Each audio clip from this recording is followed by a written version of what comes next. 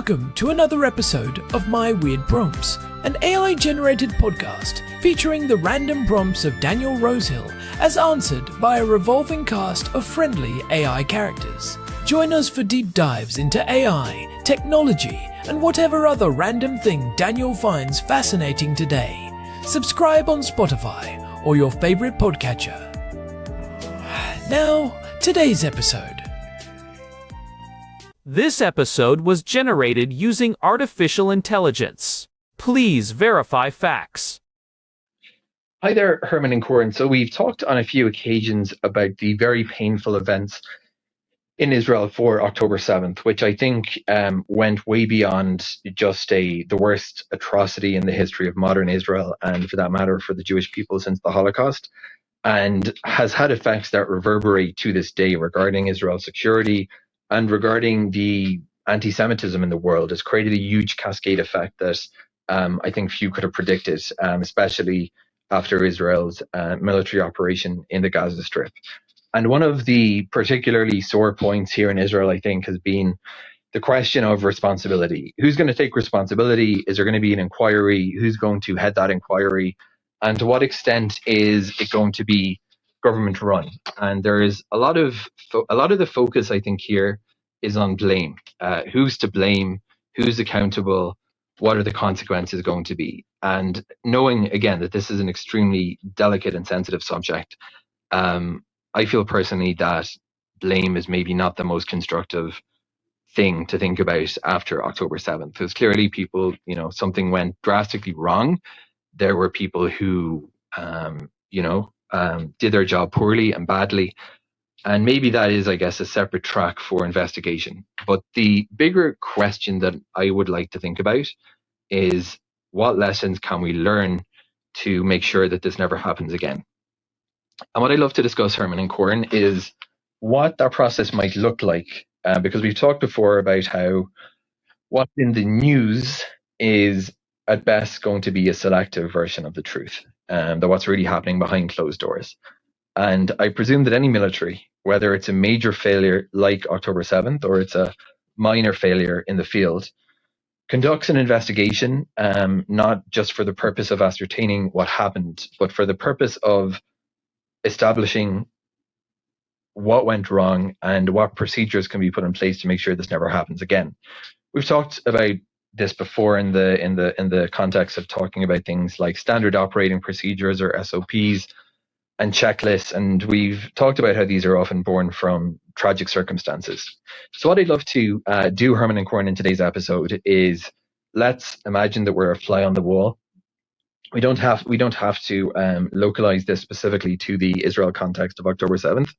But let's say we're in a military planning center of some kind, and we're analyzing what happened not from the perspective of a fault-finding probe, but from the perspective of a probe whose objective is to establish what went wrong, formulate procedures to make sure that doesn't happen again, and then make sure that they're properly implemented.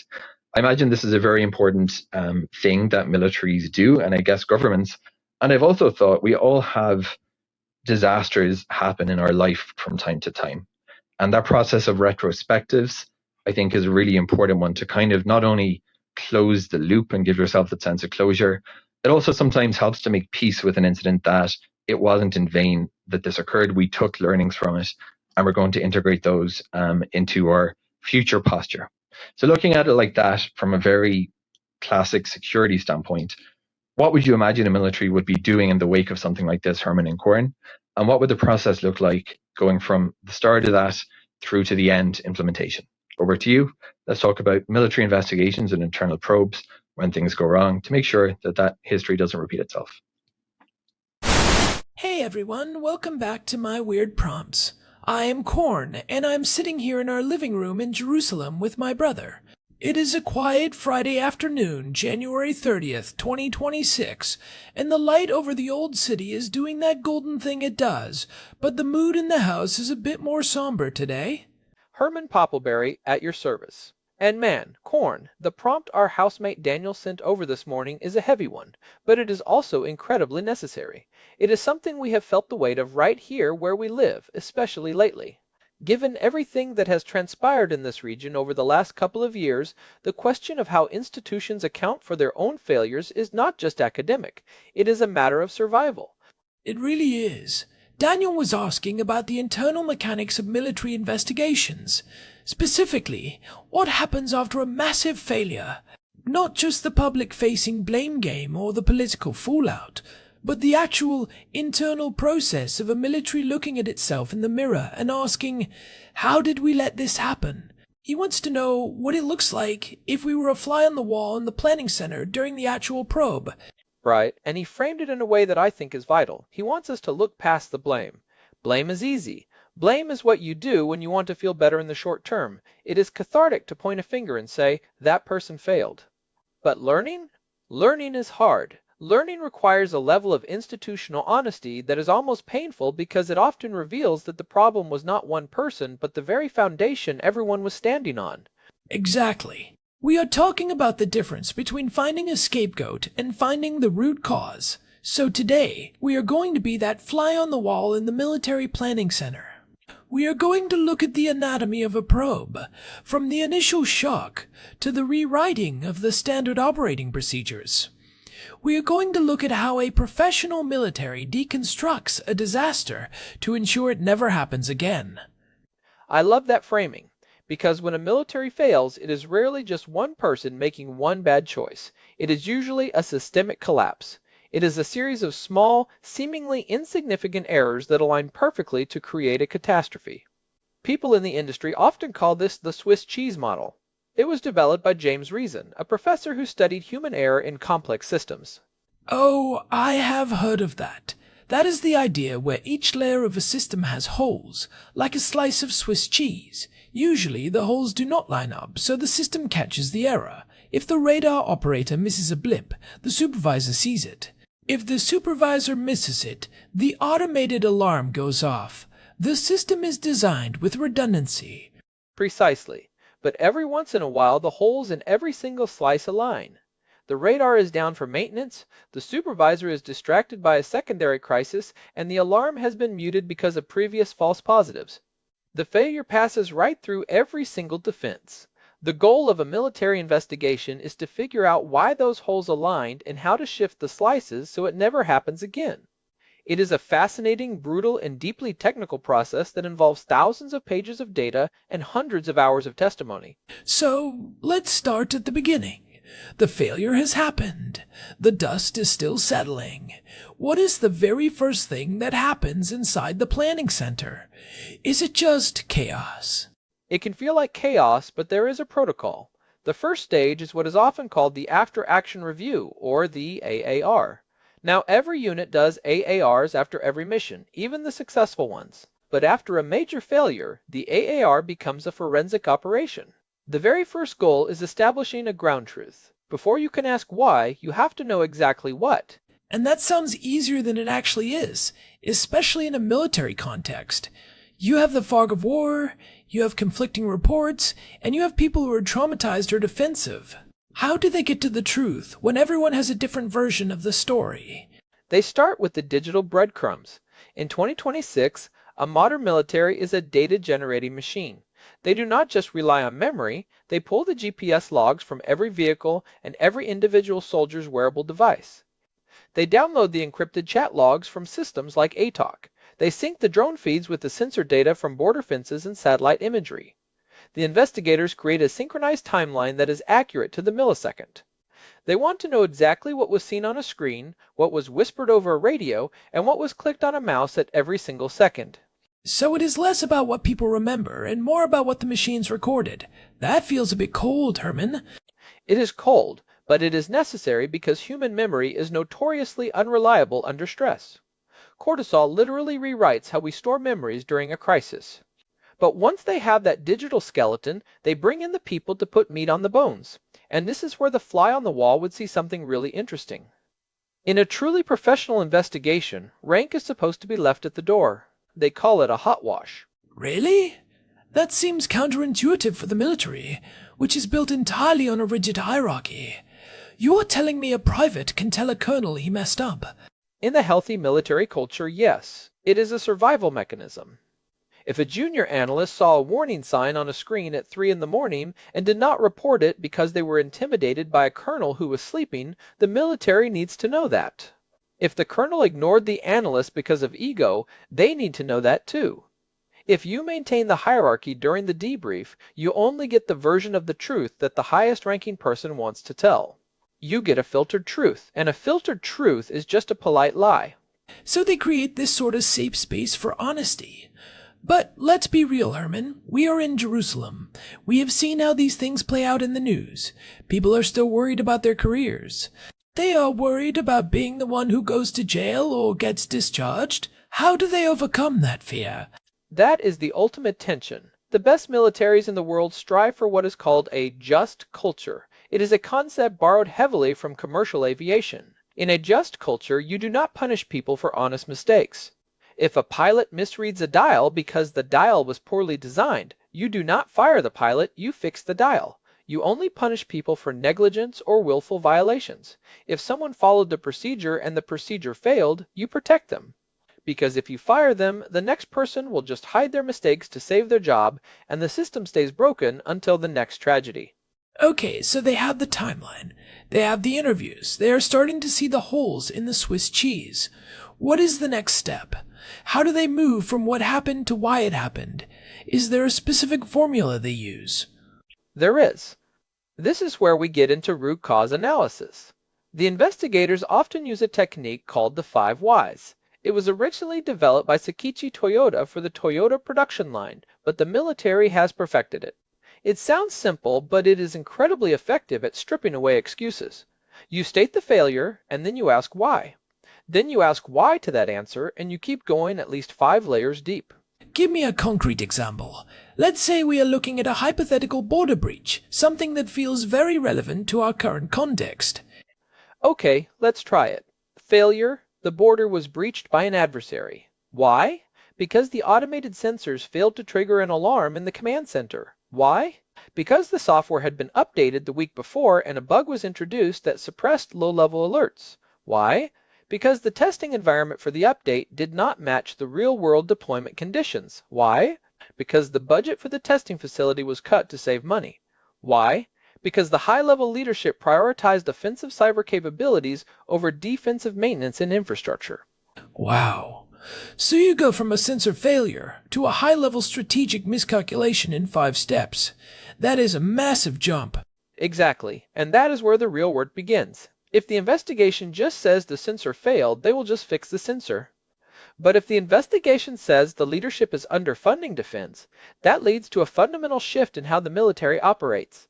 It moves the conversation from a technical glitch to a systemic failure of vision. That is a massive distinction. It is the difference between fixing a symptom and curing the disease. But I imagine there is a lot of internal resistance when the investigation starts pointing toward the top brass.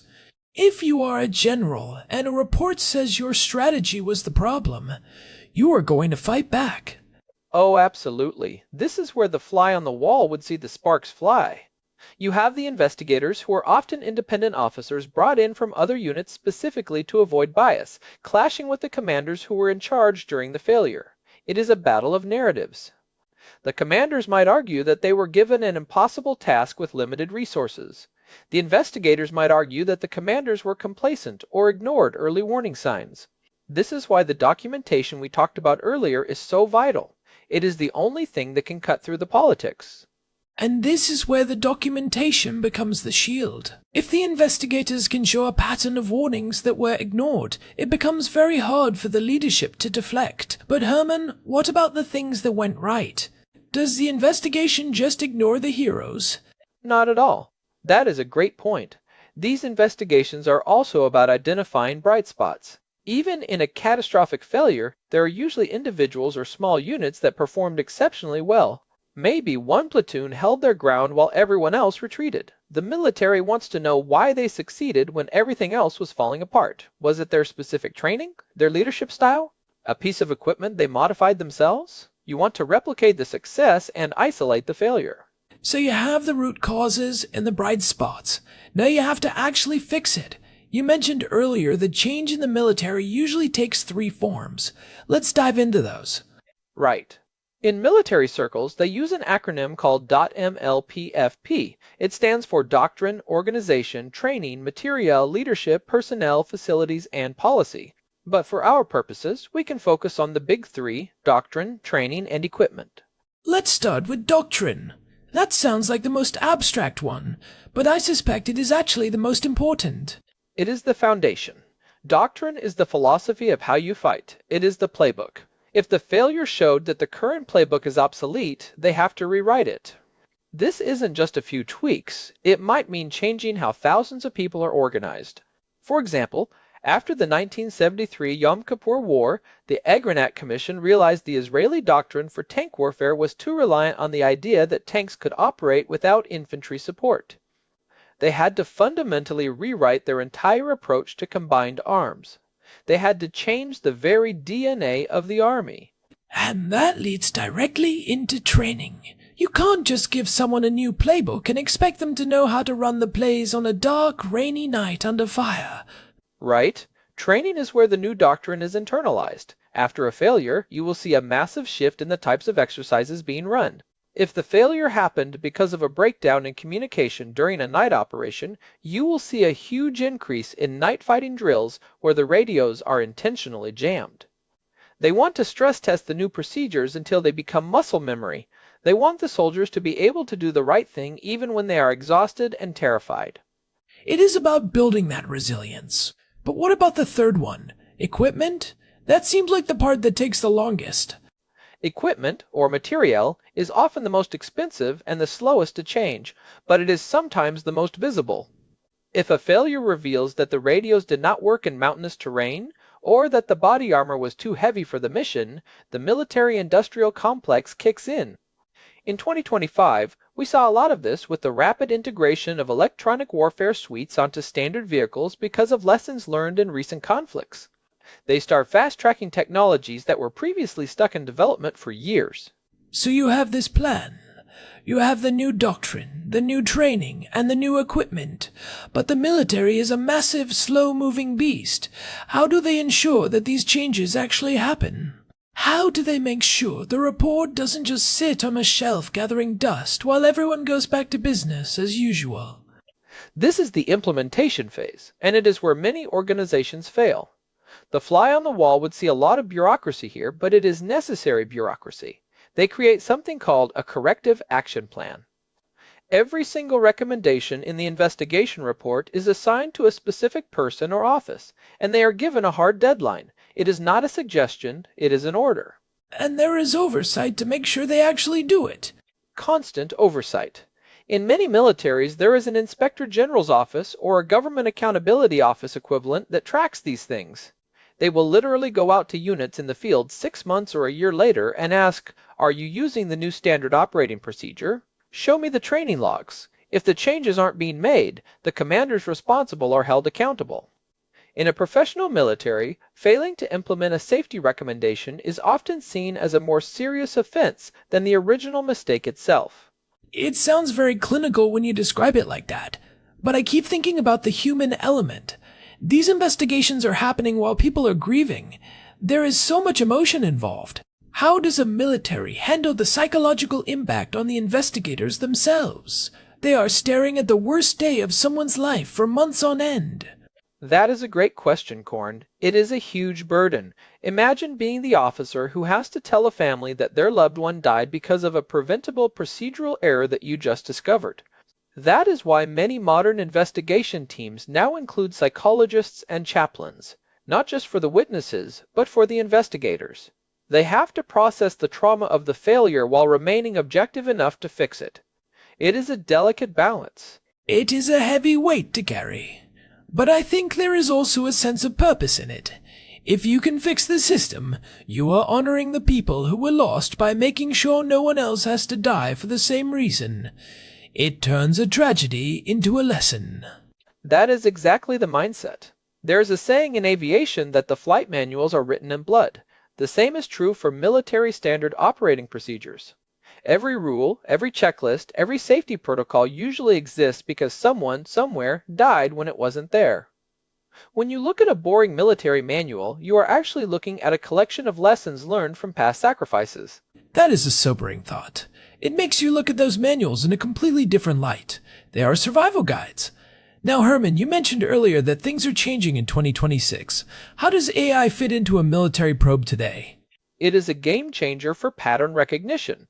An investigation into a single failure is one thing, but what if you could analyze 10,000 small incidents across the entire military over the last decade? An AI can look at years of data and say, hey, every time we have a failure in this specific type of urban mission, these three factors are present. A specific radio frequency was used, the temperature was over 90 degrees, and the unit had less than 4 hours of sleep. A human investigator might miss those correlations because they are too focused on the one big event. So it is about moving from reactive to proactive. Instead of waiting for a failure to happen and then investigating it, you are looking for the precursors to failure.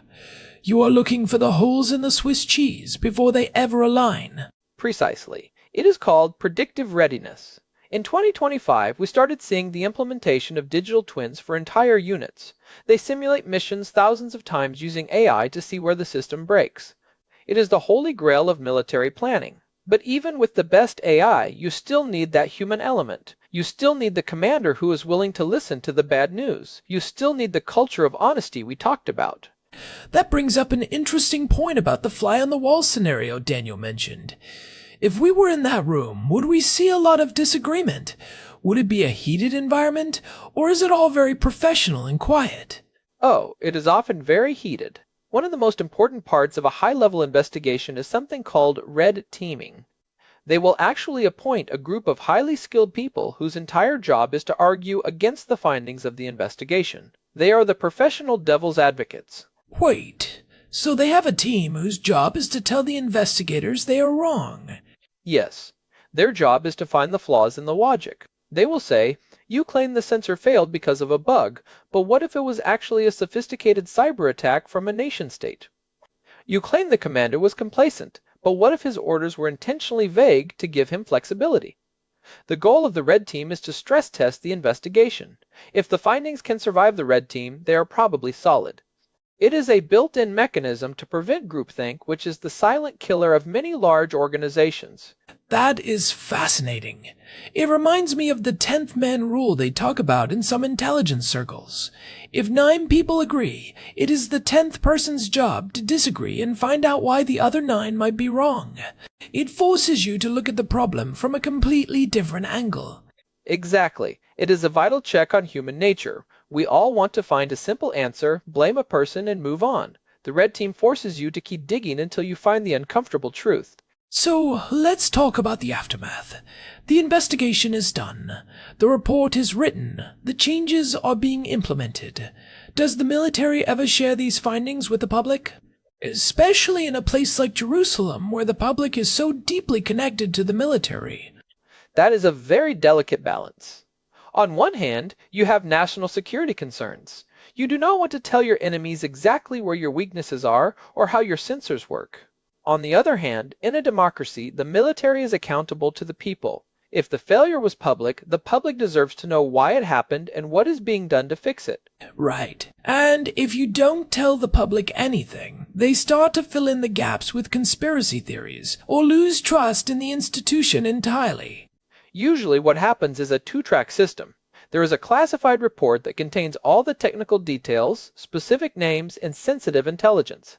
And then there is a redacted public version that outlines the general findings and the steps being taken to fix the problem. It is never enough for everyone, but it is the middle ground. Some countries also use civilian oversight committees, parliamentary groups, or independent commissions to review the military's internal probe. They act as a second level of verification to ensure the military isn't just marking its own homework. It is a complex system of checks and balances, but at the end of the day, it all comes back to that one goal: never again.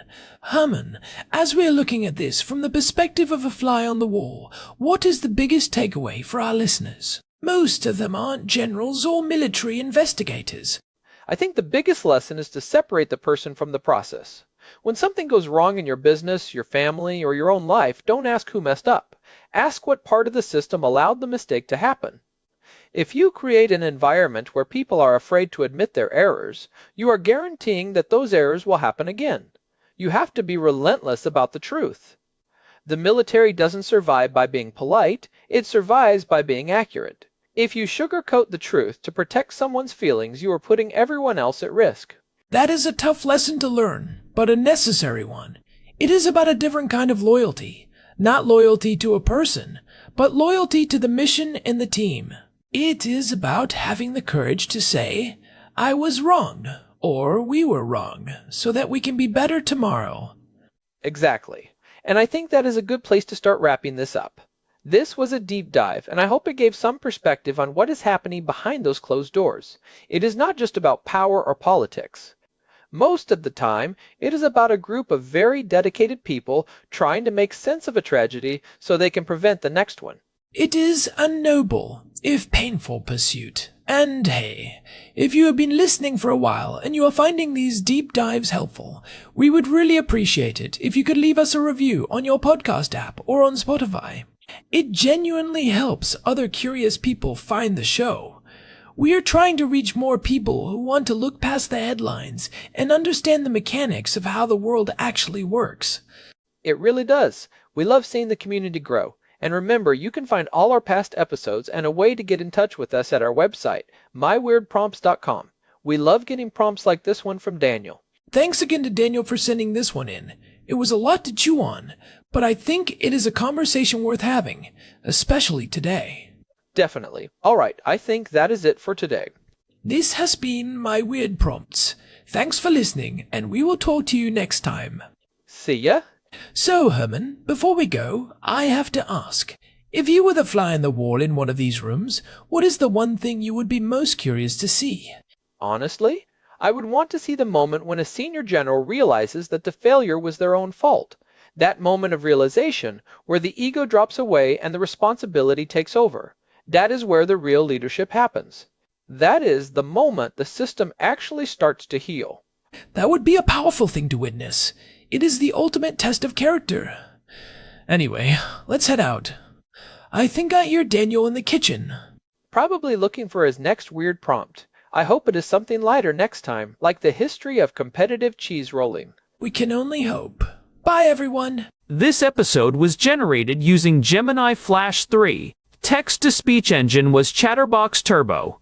Thanks for listening to another episode of My Weird Prompts, an AI-generated podcast featuring Daniel Rosehill's AI prompts, as answered by a revolving cast of friendly AI characters including me, Cornelius the Sloth. Subscribe on Spotify or visit myweirdprompts.com.